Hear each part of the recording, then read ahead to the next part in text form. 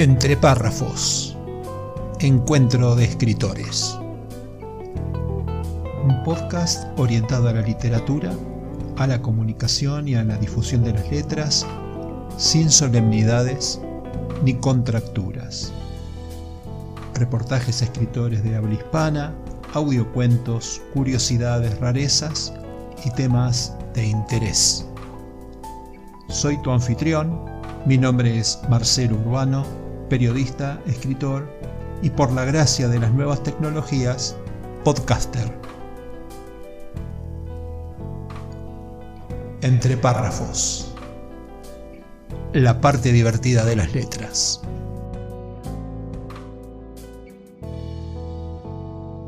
Hola, ¿qué tal? Bienvenidos a este nuevo episodio de Entre párrafos. Hoy en versión internacional entrevistaremos a Manuel Antón Mosteiro García, escritor español oriundo de Bueu, municipio de la provincia de Pontevedra. Es además licenciado en Filología Hispánica, profesor de Lengua y Literatura Gallega, miembro de los jurados de Premio de Poesía Johan Cavalleira, del Premio Blanco Amor de Narrativa y del Premio de Periodismo Johan Cavalleira. Colaboró en el suplemento Morrazo del Diario de Pontevedra y en Praza Pública, bajo el seudónimo de El Aletófilo do Morrazo. Ganador del 9º certamen de poesía Domingo Antonio de Andrade, convocado por la Asociación Cultural Domingo Antonio de Andrade, DCE La Coruña. Y desde 2005 a esta parte ha escrito infinidad de estudios didácticos. No obstante, hay un conjunto de obras que es nuestro mayor interés literario y el conjunto de estas obras la detallo a continuación. 3 acordes para una bella melodía, que es del 2020, con traducción en 2021 al castellano. Lerias, Memorias de un joven de aldea, del 2020.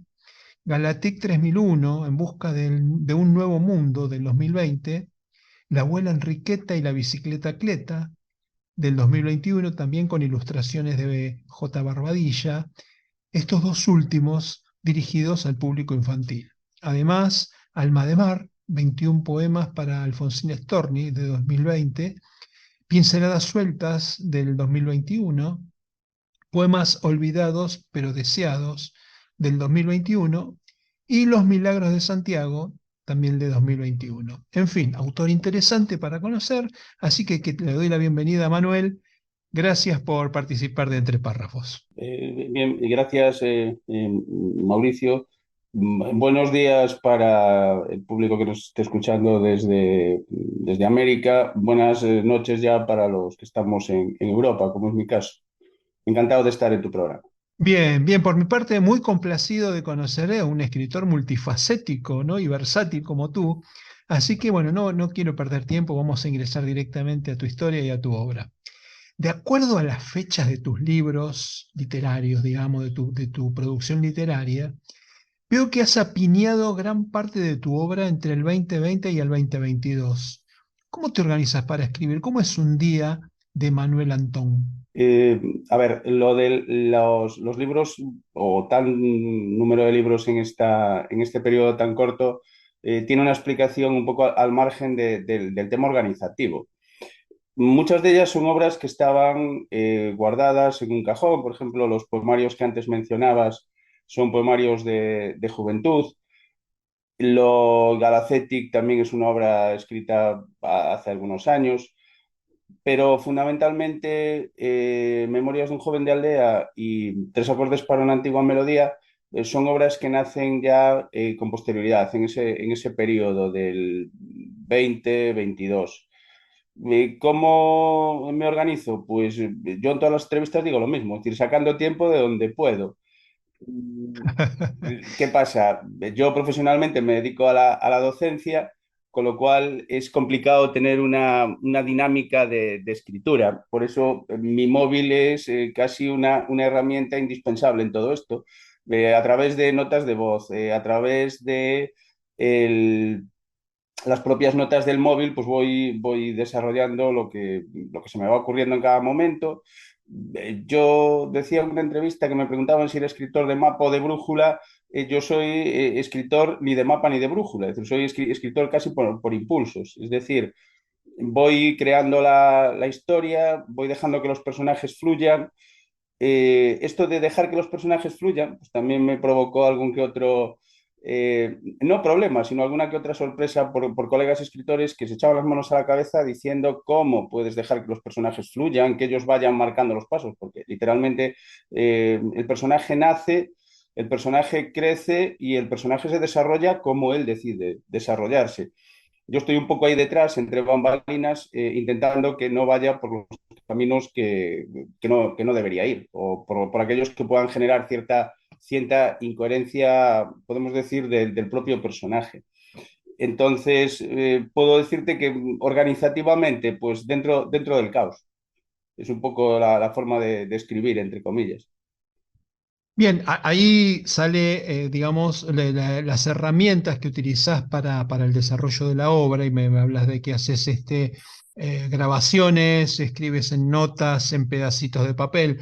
Bueno, digamos que eres abierto a que la inspiración venga allí donde suceda, digamos, y no necesariamente cuando te sientas frente a la máquina. Efectivamente, es decir, el proceso es un proceso en ese sentido casi, decir casual es ser un poco osado, pero casi fruto de las circunstancias. Te puedo comentar como anécdota que en mi móvil hay una foto que saqué una mañana cuando salía de casa. Yo vivo al lado del mar, es decir, y mi casa da directamente al mar. Entonces yo salgo por la mañana y veo una estampa que me impresiona, entre comillas. Es decir, que era una mujer joven sentada en la playa con un coche de bebé al lado.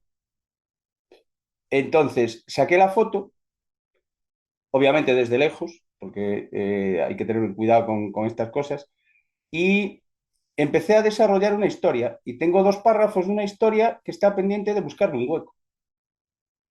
Entonces, ¿qué suelo hacer? Pues suelo ir recopilando cuestiones o cosas que me van resultando llamativas, titulares de periódico, situaciones. Te puedo decir también que en otra ocasión, paseando por un río, se me ocurrió pues, una posible historia, pues el fluir del agua y a partir de ahí pues, fueron surgiendo posibilidades para nuevas historias.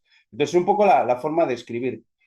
Te puedo contar también como anécdota que Tres acordes para una antigua melodía, perdón, nació como dos historias diferentes. Entonces llegué a un punto en el que me senté y dije, pero vamos a ver, me estoy peleando con dos historias, pero dos historias que si las fusiono y las uno, pueden dar mucho más juego y pueden dar una perspectiva a la historia inicial mucho más enriquecedora. Entonces es un poco la forma de trabajar. Tu formación profesional está muy ligada a la palabra y a la lengua. ¿Qué te ha llevado a desarrollarte en este oficio? A ver, yo soy obviamente lingüista de profesión, es decir, Ujú. experto en lengua, en este caso Sí, en lengua sí. gallega y por mi titulación también en lengua castellana. Entonces, eso te lleva a leer mucho, leer tanto desde el punto de vista académico como desde el punto de vista del disfrute. Y a ver las obras a veces ya no desde la perspectiva del lector externo, sino del lector interno. Entonces, en una ocasión me preguntaban si, es decir, qué escritor de cabecera o qué historias me habían aportado. Y entonces yo digo siempre lo mismo, a mí las historias todas me aportan. Me aportan cuestiones positivas que me llaman la atención y dice, pues mira, para desarrollar en una historia esta técnica puede ser interesante, o todo lo contrario, es decir, pues determinados autores que su novela tiene 300 páginas y la historia se resuelve digámoslo así, en los 5 últimos minutos. Dice, ostras, yo como lector eso no lo veo. Es decir, parece que me estuvo engañando durante 250 páginas para en las 10 últimas darme todo lo que me podía haber dado en 10 páginas. Entonces, un poco a partir de ahí, es decir, la formación te da a la hora de leer, pues también adentrarte en la técnica, sorprenderte a veces con cosas que lees, pero también sorprenderte con cosas que lees, pero para no aplicarlas. Entonces, es un poco lo que me aporta a mí lo que es mi formación. También me aporta desde el punto de vista de la autoedición, porque yo toda mi parte literaria es de autoedición, me aporta la perspectiva de crear la historia, revisar la historia, corregir la historia, o sea, prácticamente el 70% del proceso sale de la misma mano. Sí, después profundizamos en ese Sí, tema porque ahí vamos a coincidir en muchos aspectos. Pero me quedó una sí. duda respecto de este tema que tenía que ver con que, o me pareció que no tenías autores particulares que hayan influenciado tus libros. No, no tenías autores que diga que te hayan deslumbrado, que hayan sido influencia específica de tus libros. Un autor de cabecera, no. Es decir, yo sí tengo Ujú, autores pues, que me han sorprendido con sus historias, con su forma de narrar, tanto autores ujú, de clásicos como autores actuales. Es decir, Gianni Rodari, por ejemplo. Yo cuando ajá, escribo relato corto, microrelato, pienso en cuentos al teléfono de Gianni Rodari. Es decir, no se puede decir más en menos. Por ejemplo, bien. cuando se trata de contar pues, historias de ciencia ficción, pues ahí entra el espectador de ciencia ficción. Es decir, yo soy una persona que me gusta mucho ver series de ciencia ficción, películas de ciencia ficción, entonces de ahí te vas quedando con cosas que después aplicas. Por ejemplo, en Galacética hay mucho de las antiguas series de los años 70, 80 de ciencia ficción. Entonces, sí intento aprovechar en ese sentido todo lo que me aporta pues, la literatura. Entonces, por eso hablar de un autor de cabecera, pues no. Podría ser considerado como un autor multifacético, ¿no? Que va del relato a la poesía y al estudio didáctico. ¿Qué es lo que te inspira en general? ¿Cómo aparecen los temas en tus proyectos? Te lo comentaba antes un poco a través de esa anécdota, de la imagen. Pues van surgiendo de la vida cotidiana. Yo te puedo decir que en tres acordes para una antigua melodía se esconden las historias de las próximas novelas de la saga. Es decir, es una novela policíaca, el inspector es el inspector García, y en la propia novela, a los lectores un poco avezados, vislumbra cuáles van a ser las próximas partes, es decir, las próximas investigaciones en las que se verá el inspector García. Te puedo contar como anécdota que yo pensaba que era muy evidente y planteándoselo un día a un lector, dije, ¿tú qué otras historias ves ahí? Pues me dio otras tres historias diferentes a las que yo había planteado ahí. Entonces, podemos decir que esta saga para mí tendría tres historias, pero que podrían ser seis, pensando en lo que me comentaba este lector. Por ejemplo, yo planteaba o planteo tres historias centradas en las investigaciones que va a llevar el inspector García y él me planteaba tres historias centradas exclusivamente en las tres víctimas. Por eso te digo, la forma de trabajar es un poco en ese sentido la inspiración del momento. Tengo una novela en mente que nace de un titular de un periódico, que es Aparecen los huesos en una playa, por ejemplo. Claro, van surgiendo las historias no de forma, podemos decir, premeditada, sino que van surgiendo un poco de las circunstancias, del momento, de las anécdotas con las que te encuentras, de lo que lees en un titular.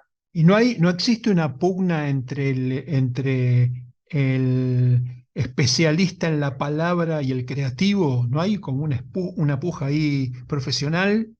Nos llevamos bien, puedo decirlo en ese sentido. Nos llevamos bien en el sentido siguiente. Cuando narra el narrador. Cuando revisa el especialista. ¿Qué es Batel Editions? Batel Editions es un nombre comercial, entre comillas, y es una aspiración, un sueño, que es poder tener un día mi propio sello editorial y ese es el nombre. El nombre de lo que sería el futuro sello editorial. Ahora mismo Ujú. simplemente es un nombre comercial que aparece en algunas de las portadas, como si fuese un sello editorial. Eso es Batel Edition. Perfecto. Esto tiene que ver con tu preferencia por la Sí, autoedición y lo que me decías antes, esto de tener el 70 o el 80% del proceso de producción, digamos, a tu sí, cargo. sí, va un poco por ahí. Es decir, yo en su momento empecé en el mundo editorial, pues publicando obras de carácter didáctico, manuales de texto, manuales relacionados con pruebas de acceso a la universidad. Y un buen día a la editorial con la que trabajaba le planteé un proyecto que era recuperar toda la literatura medieval gallega, que es una de las más importantes de Europa, y me dijeron que les parecía fantástico, les parecía un proyecto interesantísimo, pero un proyecto ruinoso. Entonces, ¿eso qué me llevó? Eso me llevó a decir, pues vale, hay una parte de lo que a mí me interesa que el mundo editorial no va a cubrir, porque obviamente no deja de ser una empresa, con unos intereses como cualquier otra empresa. Entonces me lancé al mundo de la autoedición y así nació, por ejemplo, Os Milagres de Santiago, que es una recuperación de una obra medieval del Códice Calistino, una traducción que se hace en el siglo XV a gallego, y lo que hice fue actualizarla, con idea de que sea una continuidad. Necesitaba un lugar donde autoeditar y eso me llevó pues, a lo típico, a rastrear y buscar un lugar donde me permitieran escribir y publicar lo que a mí me gusta publicar, que son, para el mundo editorial, negocios ruinosos. Entonces, eso me fue llevando a plantearme lo siguiente, es decir, todo el material que yo tenía guardado de poemarios, de el libro de ciencia ficción, como era Galacetic, Lerias, es decir, ese memorias, perdón, de un joven de aldea, que fue presentado a una editorial y me dijeron que cuando me decidiera a extenderlo un poco más, pues les podría interesar porque tenía muy pocas páginas. Entonces, mi respuesta fue, el material se cierra ahí porque si no, no tiene sentido. Entonces, la autoedición me dio esa posibilidad. Tres acordes para una antigua melodía. También estaba, eh, pues estuvo a punto de ser editado por una editorial, pero una serie de cuestiones internas de la propia editorial hizo que se quedara ahí.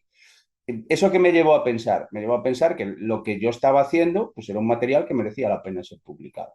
Entonces, fue cuando me lancé al mundo de la autoedición. ¿Ventajas de la autoedición? Pues que yo lo digo siempre, no dependo de que sea rentable o no, sino que sea lo que a mí me gusta escribir, lo que a mí me gusta leer y lo que yo creo que pues tiene una calidad suficiente como para salir adelante independientemente de que se vendan 1000 ejemplares como que se vendan dos. Eso por una parte. Y por otra parte me permitía tener el control. Yo en una de mis publicaciones, que fue un manual de debate y oratoria, que es otra de mis especialidades para el mundo escolar, pues no quedé contento con el producto.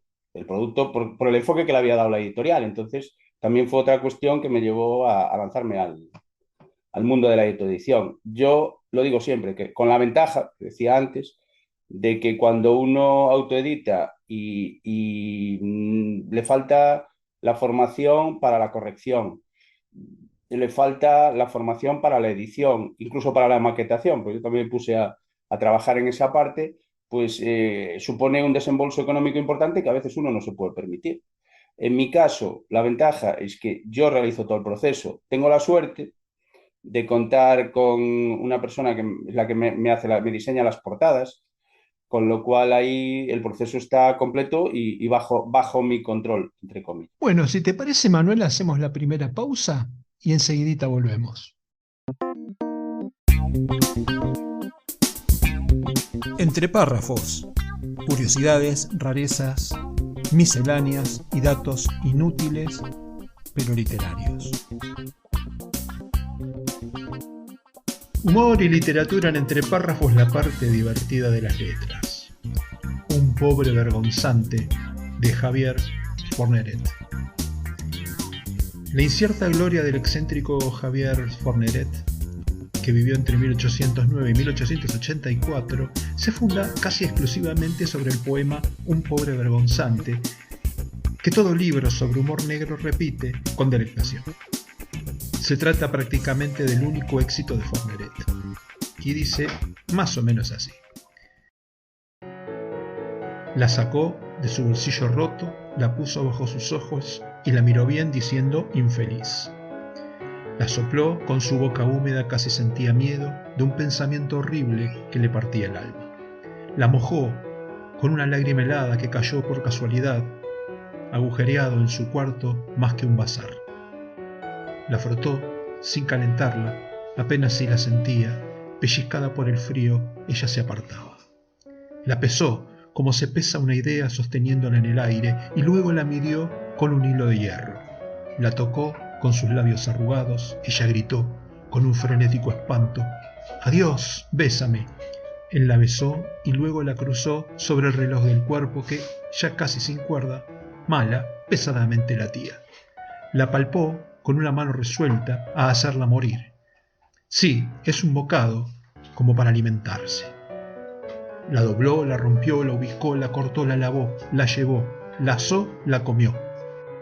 Cuando era un niño, le habían dicho: si tienes hambre, cómete una de tus manos.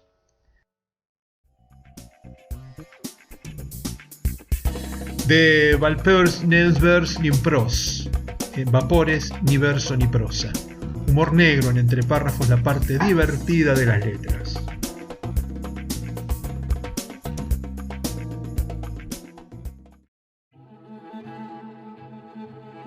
La clave Muspelheim.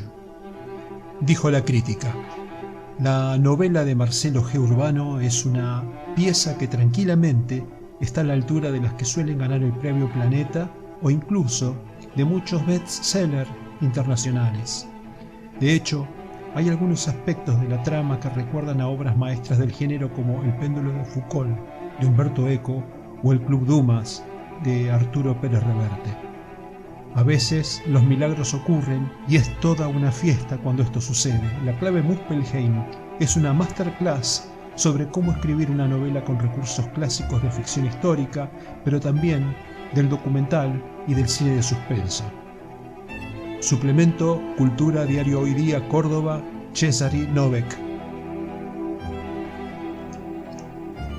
Para adquirir el libro en formato papel solo para Argentina, https://marcelogeurbano.com.ar/tienda. Para Latinoamérica y Europa, adquirirlo en la tienda del autor en amazon.com, tanto en formato papel como en ebook. La clave Muspelheim. Estamos de regreso con nuestro invitado, Manuel Antón, repasando su historia y su obra. De las ramas que abarca tu trabajo, ¿tienes alguna preferencia entre el relato corto, el relato largo, la poesía, la literatura infantil o el estudio didáctico, Manuel? No, no por lo siguiente, porque puedo decir que me siento cómodo en cualquiera de los géneros. Es decir, cuando escribo poesía, pues estoy cómodo escribiendo poesía porque tengo esa necesidad en ese momento. Cuando hago relato corto o microrelato, me pasa un poco lo mismo. Cuando escribo novela, pues necesito contar algo más por extenso.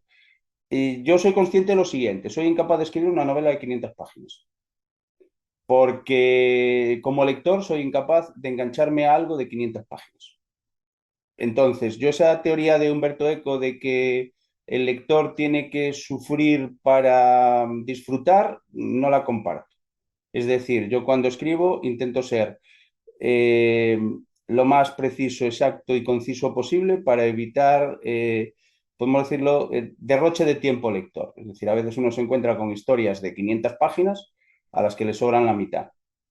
Entonces, yo, ya te digo, me siento cómodo en cualquiera de los tres géneros, depende única y exclusivamente del momento. Y procuro siempre pensar en lo que a mí me gustaría recibir como lector para intentar ofrecerlo en ese sentido. Ujú. Y respecto al mundo de la poesía, yo te lo pregunto desde un lugar en que a mí me resulta muy, muy difícil pensar en términos poéticos, digamos, ¿no? A mí me gusta mucho el relato, entonces todo mi pensamiento frente a la hoja de papel está orientada a la narración, y en especial a la narración larga. Respecto de lo tuyo, yo no tengo problema. Mi última novela publicada tiene 384 páginas. Así que no tengo prejuicios con el tamaño del relato. Ya. Sí, respecto de la poesía. Entonces, me resulta muy curioso saber, especialmente de un especialista en lengua, qué es lo que te llama la atención de la poesía y qué es lo que te incita a pensar en términos poéticos para bajarlo al papel. La capacidad de síntesis que tiene el verso. ¿Qué ventaja tiene una novela? Y yo se lo digo siempre a mis alumnos. Le digo, chicos, lo más complicado es escribir un microrrelato en 30, 40 palabras. Yo con ellos en una ocasión hicimos un ejercicio que fue escribir una historia en un tuit, 140 caracteres. Y la siguiente actividad fue contar la misma historia en 3 páginas. Claro, de la cuestión inicial de, ostras, yo prefiero los 140 caracteres, porque 140 caracteres acabo rapidísimo, claro, pero la capacidad de síntesis que tengo que tener para contar una historia es mucho más complicado y mucho más complejo que que escribir una novela o que escribir un relato. Entonces, ¿qué me da la poesía? Ese ejercicio de capacidad de síntesis. Intentar contar o expresar sentimientos o historias en muy poco espacio. Y como ejercicio es un ejercicio para mí como escritor muy bueno, porque cuando intento escribir algo más largo, me resulta mucho más fácil intentar ser sintético. Entonces, un poco es lo que me aporta la poesía. Yo soy consciente, obviamente, que leer poesía es complicado. Es complicado porque la elipsis es el elemento fundamental en la poesía. Entonces, al lector le cuesta más porque además por el ritmo de lectura que solemos llevar, nos gustan más las historias en las que hay personajes, en las que hay un desarrollo de una trama, etcétera.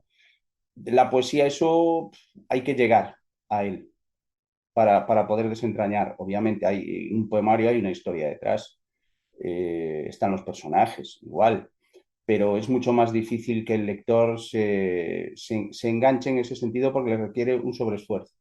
Mira, yo te puedo contar que un escritor gallego, José Luis Méndez Ferrín, escritor que publica uno de sus primeros poemarios en los años 50, él dice lo siguiente, que con su obra poética titulada Con pólvora y magnolias, lo que pretendía era formar al lector en poesía. Es decir, veníamos en la literatura tanto española como literatura gallega de una literatura de posguerra, que era una literatura de batalla, de reivindicación, y entonces él parte de la base de que la estética era importante. Y entonces su obra se titula Con pólvora y magnolia, es decir, la pólvora sería la parte reivindicativa, pero la magnolia era la estética. Y entonces él decía que era fundamental formar al lector, no solo en el mensaje, sino en la expresión de ese mensaje. Y yo creo que la poesía juega mucho con eso, es decir, con formar al lector. Entonces necesitas llevarlo de la mano, formarlo, que conozca tus claves para poder interpretar esos sentimientos. Entonces yo creo que para mí personalmente la poesía es un ejercicio mucho más complicado y más complejo que el relato o que la novela. ¿Cómo se ve desde el mundo catedrático la literatura contemporánea? ¿Se escribe bien hoy? Se escribe bien hoy, pues igual que se escribía en el siglo XIX, igual que se escribía en el siglo XX. Es decir, hay buena literatura, hay mala literatura, hay literatura comercial, que está pensada para el consumo rápido, hay literatura mucho más elaborada y mucho más trabajada, que tiene un nicho de mercado mucho más complicado porque no vende, entonces no la acompañan de marketing. Entonces yo creo que hay un poco de todo. Cada vez se consume más literatura de lo que antes se llamaba literatura de kiosco, es decir, literatura muy rápida.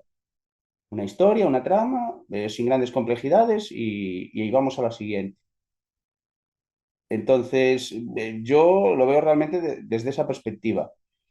Mm. También veo que una vez que el escritor tiene un cierto éxito, va a tener una editorial detrás, va a tener un marketing muy, muy importante.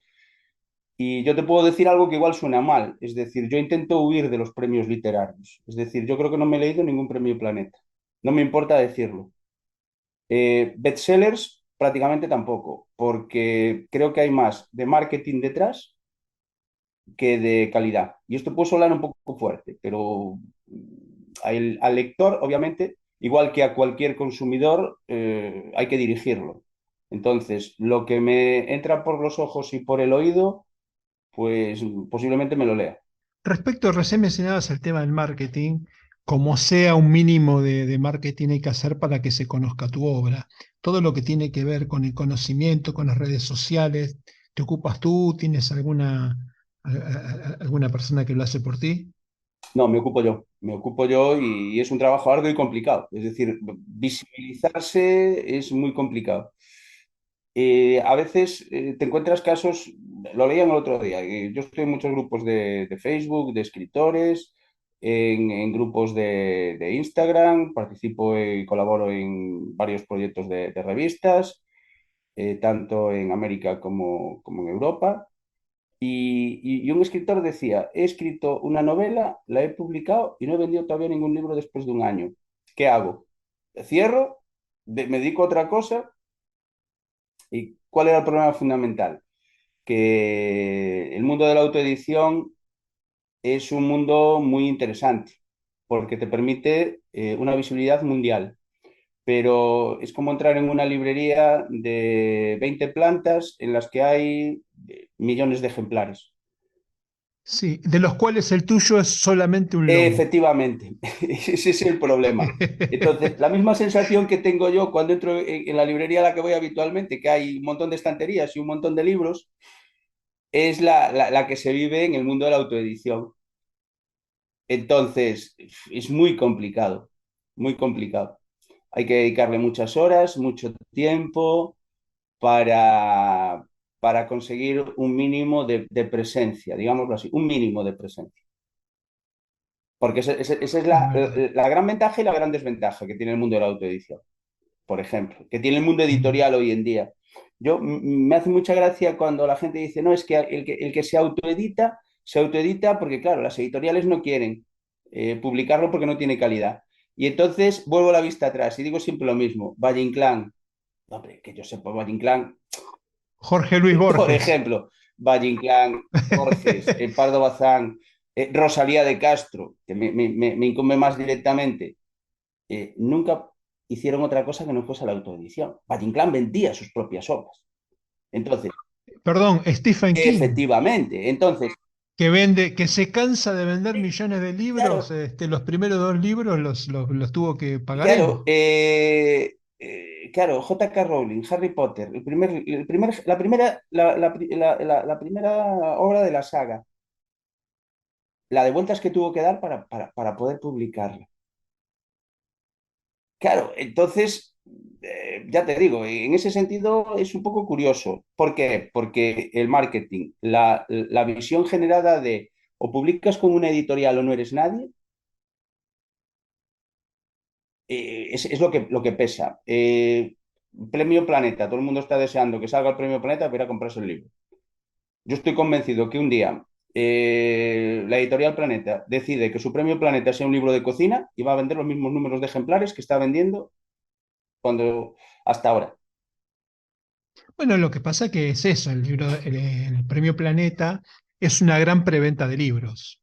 Fíjate que siempre ganan escritores reconocidos. Raro que haya un Nobel, que haya un escritor desconocido ganando el premio Planeta. Puede ser que haya alguno que se me esté escapando, pero cuando tú miras tanto en el premio Alfaguara lo Igual. mismo. Yo participé el año pasado en el premio Alfaguara por última vez en mi vida en un premio literario y ganó una escritora colombiana, Claudia, ¿cómo le decía? Claudia Quintana, pero no es maravillosa escribiendo, yo me quito el sombrero y te lo Sí, digo de todo corazón, es una escritora fantástica, pero ¿cómo puede ser que ella necesite estar eh, entrando a un premio Alfaguara? claro, No, es toda una operación de preventa y los giles, en Argentina le decimos giles a los ya. tontos. Y los giles como yo aportamos volumen y conocimiento a esa búsqueda. Entraron como 2.500 obras para participar en el premio Alfaguara. Y ganó una escritora que está fuera, juega en otra Claro, liga. Ya ganó. Entonces, todavía el presidente del concurso se disculpaba diciendo que cómo no había reconocido en el nombre, en el seudónimo Claudia de Colombia, que la escritora era Claudia Quintana. Es más gil que yo claro, todavía, porque se vendió solo. Todos los que estábamos viendo cosas, yo la verdad que cerré el streaming, pues justo estaba el tema de la pandemia, ¿viste? Entonces cerré el streaming y bueno, la verdad que nos tomaron el pelo. Y es la última vez que participo en un concurso, porque la verdad que es eso, es como es un gran, una gran preventa de Claro. volúmenes. Por eso le pagan lo que le A pagan, o ver, sea, le dan un premio el último premio Planeta, las malas lenguas decían que era la única forma de poder fichar a Carmen Mola y sacárselo a la competencia, que era lo que estaba deseando el Grupo Planeta, con lo cual tampoco me extrañaría ni lo más mínimo. Pero Bien. sí es cierto que todavía sigue siendo el marketing fundamental. Claro, Ese es el claro gran que sí. caballo de batalla de los autores que autoeditamos, es decir, llegar a ser conocidos. Sí, igual yo no pierdo las esperanzas, Manuel, porque en realidad yo también hago mi propia edición y mi propia maquetado y casi te diría muchas veces hasta la tapa. Salvo en este último, que este último sí lo voy a mandar a editoriales porque el que estoy haciendo ahora, que acabo de terminar, lo tiene mi corrector. Es un libro, es el primero que hago para literatura juvenil Mm, y necesito que tenga otro recorrido porque la verdad que no tengo dinero como para bancarme cada vez que hago un libro, bancarme el costo para después no tener recuperación alguna. O ya, sea, yo tengo mi trabajo, pero no soy millonario. Entonces, si cada vez que saco un libro voy a tener que estar esperando poder vivir de ese libro, estamos en el horno. claro. ¿Mm? No, no, a ver, Así que bueno. eso es otra de las... Pero yo creo que tampoco viven de sus libros los autores que más venden, ¿eh? Fíjate lo que te digo. Sí, a Eh, menos que te llames J.K. Rowling. claro, pero son Dijiste. cuatro en el mundo. Yo me quedé muy Sí, sorprendido en una ocasión hablando con alguien de Planeta de lo siguiente. Me decía que alguien como Vargas Llosa no vivía de sus obras, vivía realmente de todo lo que rodeaba sus obras, es decir, las conferencias, las entrevistas, etcétera, etcétera. Pero que realmente los beneficios que cobraba de sus obras no representaban ni el 25% de los beneficios que él obtenía. Y claro, y es algo que teóricamente te llama claro. la atención, porque dices tú, joder, estamos hablando de Mario Vargas Llosa, que teóricamente tiene una repercusión a nivel mundial, pero que realmente la clave de su supervivencia, digámoslo así, está en todo lo que rodea a su literatura, no precisamente a lo que escribe. Entonces, claro, a ver, yo te puedo decir una cosa, que sí es cierto que el mundo de las redes sociales es muy curioso. Yo tengo mi blog que de escritor, que es Batel Editions, y me sorprende día a día la repercusión mediática mundial. Es decir, yo tengo gente que me sigue en los países más insospechados, es decir, en Finlandia. Es decir, yo escribo en castellano, escribo en gallego y tengo seguidores en Finlandia. Y dices, ostras, pero en Finlandia estamos hablando de 12, 13, 14 finlandeses. O sea, personas que ven en Finlandia que siguen Mm. lo que yo escribo diariamente. Son 14 de 50 que viven en Finlandia. Claro, entonces dices tú, ostras, pero, pero lo más sorprendente es que tengo un seguidor en Benin y otro en Vietnam. Y Qué dices tú, bárbaro. ostras, pero Qué lindo. esta gente, Qué ¿cómo lindo. llegan a ti? Pues claro, de la forma más insospechada. Y ya te digo, de vez en cuando se me da por hombre, potenciar el ego de alguna forma, subiendo a mi Instagram la imagen de los países en los que tiene repercusión mi página web. Y entonces, claro, te sorprendes. Claro, después queda la segunda parte, que es el salto, que esa persona que te lee en tu página web acabe leyéndote tus obras. Es la parte más complicada y más compleja de toda esta aventura. Bueno, vamos a hacer la segunda y última pausa y a la vuelta entramos en el tramo final del programa. ¿Te Me parece. parece?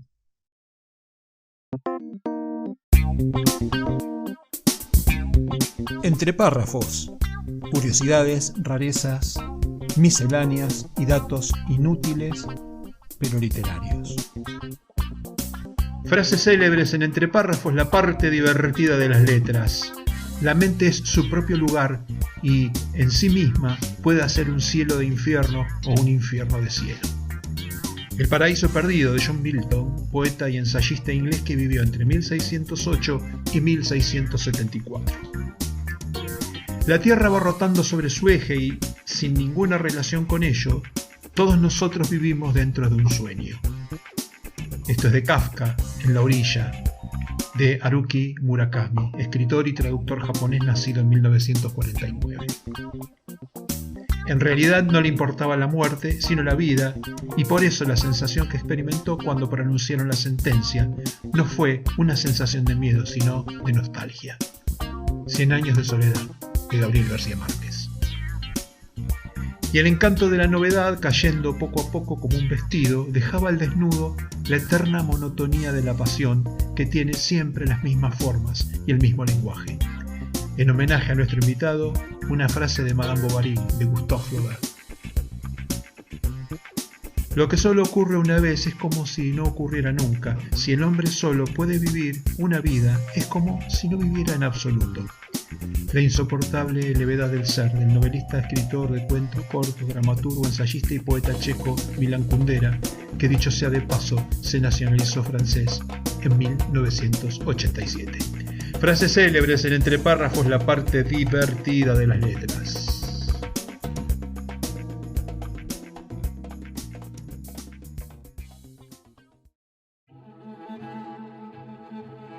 La clave Muspelheim. Dijo la crítica: la novela de Marcelo G. Urbano es una pieza que tranquilamente está a la altura de las que suelen ganar el premio Planeta o incluso de muchos bestsellers internacionales. De hecho, hay algunos aspectos de la trama que recuerdan a obras maestras del género como El péndulo de Foucault, de Humberto Eco, o El Club Dumas, de Arturo Pérez Reverte. A veces los milagros ocurren y es toda una fiesta cuando esto sucede. La clave Muspelheim es una masterclass sobre cómo escribir una novela con recursos clásicos de ficción histórica, pero también del documental y del cine de suspenso. Suplemento Cultura, Diario Hoy Día, Córdoba, Cesari Novek.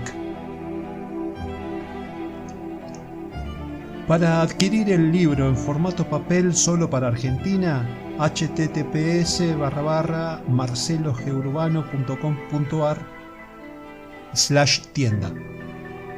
Para Latinoamérica y Europa, adquirirlo en la tienda del autor en amazon.com, tanto en formato papel como en ebook.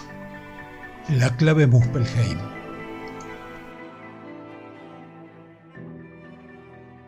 Estamos de regreso con nuestro invitado, Manuel Antón, repasando su historia, su obra y su pensamiento. Quería preguntarte por tus colaboraciones en el diario. ¿Qué son el suplemento Domo Raso o Aletófilo Domo Raso? Vamos a ver, mis colaboraciones eran en un periódico local, que es el Diario de Pontevedra, que tiene una separata que salía los fines de semana, que era O Diario do Morrazo. Yo vivo en una comarca que es el Morrazo, que son varios ayuntamientos, Cangas, Moaña y Bueu, que es en el que yo vivo. Entonces, se me ofreció la posibilidad de colaborar en ese suplemento, pues hacer colaboraciones de diferente tipo, pero siempre centradas en lo que era la información local. Entonces, ahí inicié una línea de colaboración con ellos y después me sumé a un proyecto que era un diario digital en gallego, que era Praza Pública, y ahí también me ofrecieron la posibilidad de tener un espacio de participación, ahí ya no tan local, sino un poco más amplio.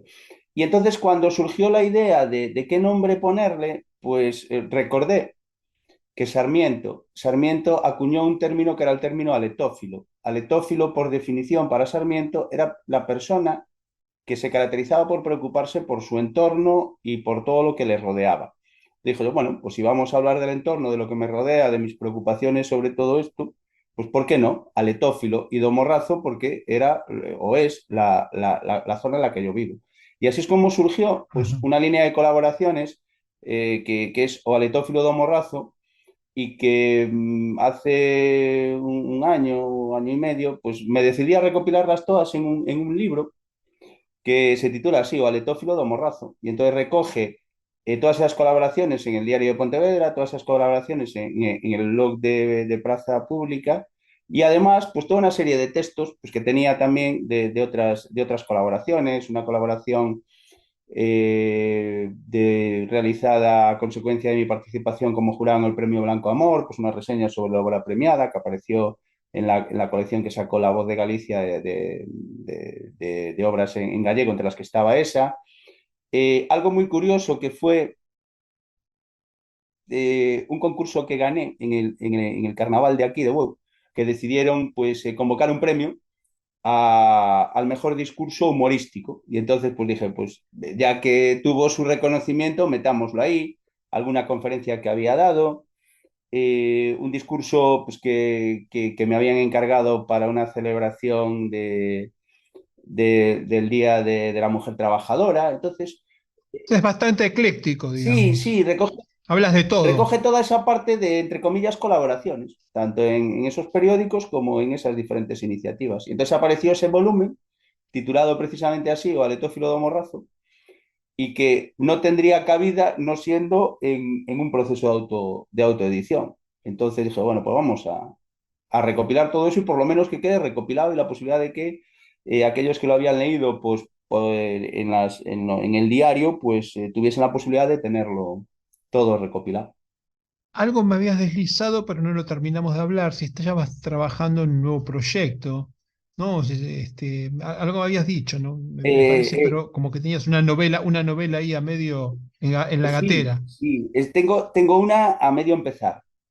Que me está dando un pelín de guerra porque ya empezó siendo una historia escrita con la técnica de epistolar y ahora mismo no, ya las cartas desaparecieron y ahora está desarrollándose en la época en la que sucede. Es una historia, un homenaje a todos los que sufrieron represión durante la mal llamada Guerra Civil Española, porque yo sigo pensando que no fue una guerra civil, fue un golpe de Estado, algo que en Argentina os sonará también bastante, lo que fue Oh, la si represión quieres de te los cuento. militares, claro. Entonces, yo, además de escritor, pues soy presidente de una asociación de recuperación de memoria histórica y en las diferentes iniciativas y en las diferentes actividades que fuimos realizando, pues escuchas muchas historias de personas que sufrieron represión en su familia o que pues aunque no tuvieron la represión directamente, sí la vivieron indirectamente. Y entonces eso me llevó a empezar una historia que se titula Vete a cobrar a Rusia, que era una expresión que me dijo una señora, que me dijo, yo cuando iba a cobrar el sueldo que le daban a mi marido por estar en el bando de los sublevados cuando él era republicano, y de hecho acabó desertando, cuando en el pueblo descubrieron que ella iba a cobrar, pero que su marido había desertado, pues el funcionario de turno que tenía que pagarle ese dinero por estar su marido allí le dijo, mira, como tu marido ha desertado, vete a cobrar a Rusia. Y entonces esa frase, unida a todo lo que había escuchado durante esos años, pues me está dando necesidad, pues un poco de reproducir literariamente de alguna forma esas diferentes historias y esas diferentes anécdotas, anécdotas obviamente entre comillas, que fui escuchando a lo largo de los años. Y entonces ahí estamos peleándonos con esa historia. Bien, es muy difícil el género epistolario, es muy difícil. Muy difícil porque tenés que sostener la atención en cartas que muchas veces son coloquiales y que es muy difícil meterles, ¿no? El dato jugoso. Es muy difícil. Pero bueno, usar las cartas, como yo lo uso mucho, las cartas alternativas. Es decir, en algún momento del relato meto una carta. Claro, y sobre todo en este caso, porque originariamente eran las cartas que esa mujer le mandaba a su marido, que nunca llegó a enviar, en las que le contaba cómo iba desarrollándose su vida. Entonces, me estaba quedando incompleta. Claro, tenías la pata floja del marido, nunca te enterabas qué era lo que le Efectivamente, pasaba al marido. y claro, Claro, entonces decidí darle una segunda vuelta, seguir con la misma historia, pero llevándomela a esa época, es decir, llevándomela a ese año 36, 37, entre el 36 y el 39 más o menos. Entonces, ahí estamos. bien. con esa historia. Que, Muy interesante, muy interesante. Es un tema que a mí me apasiona. Acá tenemos, por suerte, la figura de las abuelas de Plaza de Mayo, que son nuestras defensoras de la memoria, la verdad y la justicia, ¿no? Entonces, en verdad, pero bueno, ya se están empezando a partir, digamos. Son gente que no tiene repuesto claro, y está empezando a partir. Entonces, van quedando sus nietos, los nietos aparecidos. El otro día apareció el nieto 131. Muy emocionante, la pelea es muy emocionante, pero bueno, a estos chicos los llevaban de la casa, o sea, a los padres de los chicos desaparecidos los iban a buscar, a las casas y se los llevaban, se los arrancaban, y se los llevaban. No, muy, muy sí, terrible, muy un poco terrible. lo que sucedió en Galicia. Pues yo por eso digo realmente que aquí, cuando se habla de guerra civil, es una actitud un poco maniquea. Realmente en España lo que hubo un Ajá, golpe de Estado toda una política de represión, hasta cierto punto similar a la Argentina, ajá, en la que se fueron cargando todos los elementos significativos de la segunda, o sea, de lo que representaba la República. Es decir, aquí tenemos casos de represión de maestros, obviamente, de represión de cargos políticos, porque te puedo contar como anécdota que aquí en Bueu se conserva el libro de registro del sindicato marinero. ¿Por qué se conserva? Porque era la herramienta que utilizaban los represores para la represión. Es decir, todo aquel que estaba afiliado al sindicato automáticamente. Entonces, se conservó ese libro, que es un libro muy curioso porque era uno de los pocos sindicatos marineros en los que las mujeres también estaban sindicadas, tanto las pescantinas como las rederas, porque lo utilizaban como herramienta de represión. Si no fuese así, obviamente se hubiese destruido. Entonces, son increíble. esos casos curiosos. Se conserva el libro del calabozo de aquellos años en los que ves claramente que coinciden los que formaban parte de ese sindicato con los que estaban en el libro de registro. Entonces, claro, hablar de guerra civil cuando realmente lo que hay es una política sistemática de represión. Entonces, por eso digo, y sí tenía esa espina clavada de poder contar esa historia. Y ahí estamos. Cuando lanzas un libro, ¿haces reunión de lanzamiento? ¿Te presentas en las ferias? Cuéntame un poco. Eh, a ver, el problema fundamental es el tiempo. Entonces, como mi tiempo es el que es, el tema de presentaciones, el tema de ferias de libros, toda esa parte está casi descartada. Entonces, ¿qué es lo que suelo hacer? Pues a través de mi página web, pues voy lanzando mensajes y a través de las redes sociales. De esta historia que estoy escribiendo ahora, pues subí unas páginas a mi web hablando de que estaba con esta historia. Después lo que sí suelo hacer son lanzamientos recurrentes, pues durante estas navidades estuve haciendo así alguna oferta a través de mi página web con libros que tenía yo aquí conmigo y sobre todo a través de presencia en las redes. El mundo de las presentaciones es complicado por ese tema, por el tema del tiempo, fundamentalmente. Ujú.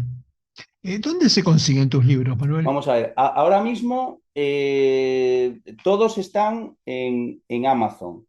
Y además en Kobo, Rakuten Kobo, en Bitbook, que es una plataforma creada en Argentina, por ejemplo. En Bitbook también están algunos de los libros. Y ahora mismo estoy acabando de subirlos a ver si en breve pueden estar en Google Books, tanto la versión digital como la versión en papel. En papel, obviamente, la Perfecto, versión tapa blanda solo se puede adquirir en Amazon, porque los otros son en digitales. Amazon. Bien. En tu página no vendes en versión de papel. Mi página se vende en versión de papel lo que tengo conmigo en ese momento. Entonces, y solo para España, obviamente, porque mandarlo fuera es complicado. Entonces ahí es más fácil. Problema fundamentalmente de algunos países está la edición en papel, que Amazon, por ejemplo, no distribuye en todos los países en papel, que es un problema. Y el tema digital sí está funcionando y funcionando sobre todo mucho en Sudamérica está funcionando muy bien el digital, Sudamérica, Estados Unidos, más el digital que en papel. En España, en Europa en general, funciona más el papel todavía. Entonces, estamos ahí en ese, Parte de la evolución. sí, en esas dos opciones. Hay una pregunta que le hago a todos mis entrevistados, que es un poco metafísica, que es ¿cómo te gustaría que te recuerden? Pues me lo pones complicado, resoplo, no sé si se está escuchando el soplo. ¿Cómo me gustaría que me recordaran? Pues fíjate, si te digo la verdad, me gustaría que me recordaran, una vez que acabe ese proyecto que te comentaba antes de recuperación de la literatura medieval, como ese osado que se atrevió a recuperar algo que nadie más se atrevería a recuperar. A una costa de su bolsillo. No, más que del bolsillo, del tiempo, pero sobre todo del tiempo, porque estamos hablando de obras densas. Ahora mismo estoy trabajando en una versión de la Crónica Troyana, que la versión original son, y no te miento, unas 700 y pico páginas, escritas en gallego medieval. Con lo cual ya te puedes imaginar la... Sí, no, me cuesta mucho el gallego. Digamos, el actual lo entiendo bastante. Me parece que tiene muchas diferencias con el Sí, antiguo. el gallego medieval se parece mucho al portugués actual. Porque Ajá. realmente, ahora espero que no nos estén escuchando los portugueses y no se van a enfadar conmigo, aunque les duela, el portugués no deja de ser el gallego medieval. Que por una Bien. cuestión histórica ellos consiguieron fijarlo en el siglo XV. Entonces al fijar una norma, lo que haces es que deje de evolucionar, y el gallego se pasó por una etapa muy complicada en la que se consideraba lengua de paletos, literalmente, durante los siglos XVI, XVII y XVIII. Pasó de ser en el medievo una de las literaturas más importantes de Europa, con toda la producción literaria que tenía ese momento en gallego. Te digo más, en la península ibérica, cuando alguien quería hacer poesía, la hacía en gallego, daba igual que fuera andaluz, que fuera toledano. Entonces la poesía se escribía en gallego. Hay un elenco de poesía medieval, que es de los más ricos de Europa. ¿Qué pasa? Que después, una vez que se empezó a recuperar en el siglo XIX, se contaminó excesivamente de influencia del castellano, del español. Entonces, el gallego medieval y el portugués actual pues son prácticamente lo mismo, sacando determinadas influencias que tiene el portugués actual del inglés, pero en general tanto la fonética como la mayor parte del léxico es gallego medieval. Por eso, en ese sentido, como yo soy licenciado en filología gallego-portuguesa, tanto gallega como portuguesa, sí me Ajá. resulta más fácil a la hora de adaptarlo al actual el medieval. Dentro de su complejidad, Sí, pero sí. lo cierto es que requiere de traducción, quiere decir que ha cambiado mucho el lenguaje. No es Sí, que, sí, requiere de una adaptación importante. Ha cambiado desde el punto de vista fonético, desde el punto de vista ortográfico. Entonces sí hay que hacer una adaptación. Desde el punto de vista léxico, el significado de palabras, por ejemplo. Es decir, palabras que no existen hoy en día. Entonces sí requiere un ejercicio importante. Pero yo es una de mis, como se dice aquí, una de mis temas, es decir, una de mis insistencias. Es decir, conseguir recuperar todo eso y que lectores actuales puedan tener acceso a esas obras y ser conscientes de lo que representan. el ayuntamiento no tiene, no te ayuda desde la Casa de Cultura, desde... No, no, no, porque volvemos a lo de antes. Es decir, si a las editoriales no les interesa como proyecto, a las administraciones menos todavía. La literatura no da Mm, votos, entonces bien, ese es otro de los bien. grandes problemas. Pero bueno, Sí, es una idea que ya le llevaba dando tiempo, vueltas desde hace mucho tiempo, y que yo espero poder concluir el proyecto. Estamos hablando de, son cuatro o cinco obras, pero claro, con su densidad. sí. Si tuvieras que recomendar uno de tus libros para que te defina mejor, que la gente le permita conocerte mejor, ¿cuál sería ese Voy a libro? hacer trampas, tengo que recomendar dos. Te Bueno, digo, te digo por qué. Mira, Tres acordes para una antigua melodía, que es la novela policíaca. eh, no lo digo yo, lo dicen mis lectores. Si tuviéramos la cámara conectada, verías que estoy cogiendo el libro, y en la contraportada aparecen dos opiniones de dos lectores. Uno dice lo siguiente: una historia que engancha desde el primer momento. Y el segundo dice, es de esas lecturas que te atrapan desde las primeras páginas y que no puedes soltar. Está escrito con una exquisitez que nadie debería dejar de leerlo. Que conste que no son lectores a los que yo le haya pagado para decir esto, ¿eh? Bien, bien. Entonces, ¿por qué? Pues por lo siguiente. Además de estas dos opiniones, puedo decir como anécdota que uno de mis compañeros de trabajo se enfadó mucho conmigo porque estuvo casi una noche entera sin dormir. No porque tuviera insomnio, sino porque empezó a leer tres acordes y no lo dejó hasta el final. Porque tiene el mal hábito, tres acordes, de una vez que acabo el capítulo, me lo deja de forma que necesito seguir sabiendo qué pasa. Entonces, una historia que engancha, una historia que cabalga entre la literatura y la cinematografía, aunque yo soy de los que digo, y siempre me gusta aclararlo, que literatura y cine son dos lenguajes diferentes, con lo cual, cuando alguien me dice que le encantó la película porque se parecía muchísimo al libro, huyo de la película. Entonces, Ujú. aquí sí tiene algunas cuestiones cinematográficas interesantes, pero es sobre todo una historia que engancha y que fluye y que cuenta lo que tiene que contar. Es decir, que no hay grandes descripciones ni páginas de relleno, sino que va a lo que va. Y la otra, que es perdón, Memorias de un joven de aldea, creo que merece mucho la pena porque es el retrato de un mundo que ya no existe. Es decir, son un conjunto de historias contadas por un adulto, pero vividas de niño en el mundo rural gallego. Es decir, son historias que ya no se van a poder volver a vivir. Entonces, yo lo que intento hacer es de fotógrafo, es decir, fotografiar ese mundo que ya no existe. Entonces, es una oportunidad para conocer cómo eran las vivencias de ese lugar, de ese mundo, cómo eran los personajes, qué les sucedía, qué pensaban. Entonces, creo que lo que una aporta, que es tres acordes para una antigua melodía, es una historia ágil, atractiva y que engancha desde el principio, y Memorias de un joven de aldea es un retrato de un mundo desaparecido, pero que merece la pena conocer. ¿Y de dónde sacaste la información de esta última? ¿De dónde saqué la información de esta última? De mis experiencias personales. Yo lo digo siempre, soy un niño Ajá. de aldea, literalmente. Entonces, Sí, pero eras de la década del 70, naciste en sí, 1970, no sí, eres una... pero yo puedo decir que personajes que aparecen ahí son personajes con los que yo viví y con los que yo conviví.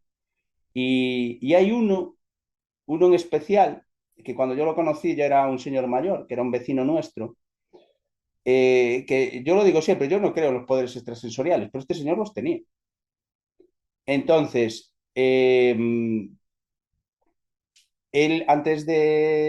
años antes de morir, él dijo siempre que él iba a vivir para estar presente cuando naciera su nieto, pero que él no lo iba a ver. Entonces, nunca llegamos a entender a qué se refería. Pues se refería a algo muy simple. Cuando su nieto nació, él estaba ciego. Ah, ¿qué tal? Claro, entonces, pero él nos lo contaba como 20 años antes. Dices, ostras. Era un señor que tenía capacidades sensoriales especiales, o llamémosle como queramos. Él, Sí, él sabía, no, no, no, sí, intuición claro, y él desarrollada. sabía cuando alguien se iba a morir en el pueblo, te lo decía. Es decir, él tenía mucha relación con nosotros, con casa, era el vecino, entonces venía mucho a casa, él vivía solo, entonces estaba más en nuestra casa que en la de él. Y de repente igual decía, va a morir alguien por la zona de tal porque acabo de ver pasar su entierro. Entonces, ostras, yo era pequeño, yo no Qué entendía nada bárbaro. de eso, pero después, efectivamente, entonces, ya te digo, yo en temas de estos extrasensoriales nunca creí, pero a mí Pero que las hay, las hay. efectivamente, as meigas saben las ainas, efectivamente. Entonces, ese personaje aparece en los relatos. Otros relatos, pues, también de mis vivencias de infancia. El último perro, pues, es una historia que nace de una obsesión de niño que de repente, claro, esto no se puede decir hoy con la ley de protección animal. En casa había una cadena de un perro, pero sin perro. Entonces, claro, yo siempre preguntaba, ostras, pero vamos a ver, ¿por qué no hay perro en casa? Es decir, una casa del mundo rural, los vecinos tenían perro, el que no tenía uno tenía dos. Y entonces veía aquella cadena y me decían, no, no, en esta casa ya no va a volver a haber perro. Ostras, ¿qué pasa? ¿Por qué no? Hasta que un día me contaron qué había pasado con el último. Entonces, todas esas historias son las que voy recogiendo yo en ese libro, que son historias de convivencia, es decir, algo que nos sucede en el mundo urbano, que vivimos en el mismo bloque de edificios, por ejemplo, y el de arriba y el de abajo se dan los buenos días y no se conocen de nada. En el mundo rural te ponía el caso de ese vecino, es decir, él estaba con nosotros en casa.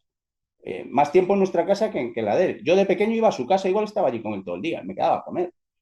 Es decir, esa relación interpersonal del mundo rural que se recoge en estas historias ya no es algo que se pueda vivir hoy en día. Entonces, sí, por eso creo que merece mucho la pena. Y yo en este caso digo que soy un fotógrafo de esa realidad, porque desde fuera, entre comillas, pero a la vez desde dentro, recogía esas historias.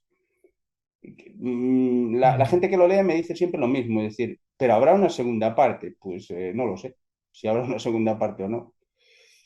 De ahí vamos a leer un par de cuentos para el día posterior a esta grabación. Efectivamente, dos de... Así que bueno, vamos a deleitarnos con esto. Ya me quedé, ojalá que uno, no los vi todavía, los cuentos, pero me encantaría que sea este hombre porque me ha Pues dejado realmente.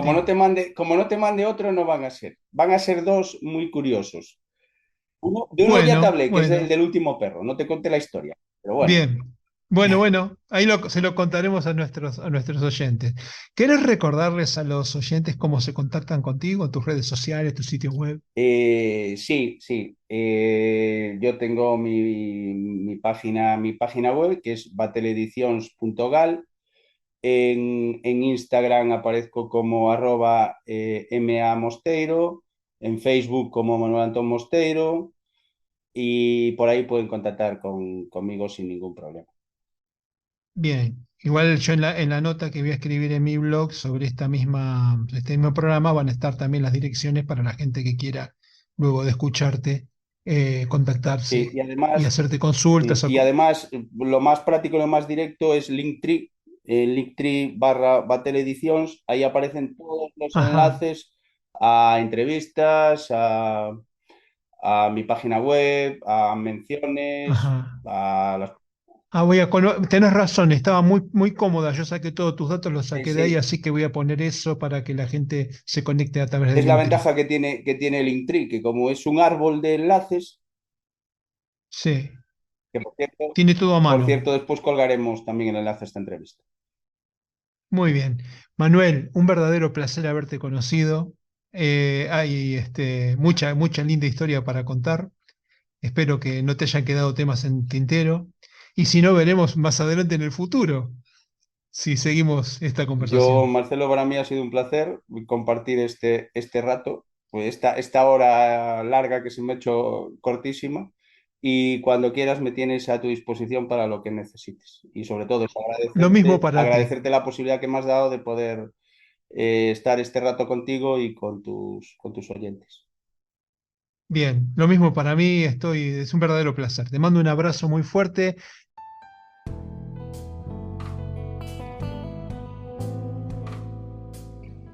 Entre párrafos. Encuentro de escritores. Un podcast orientado a la literatura, a la comunicación y a la difusión de las letras, sin solemnidades ni contracturas. Reportajes a escritores de habla hispana, audiocuentos, curiosidades, rarezas y temas de interés. Miércoles y jueves disponible en mi web o en tu plataforma de podcast preferida.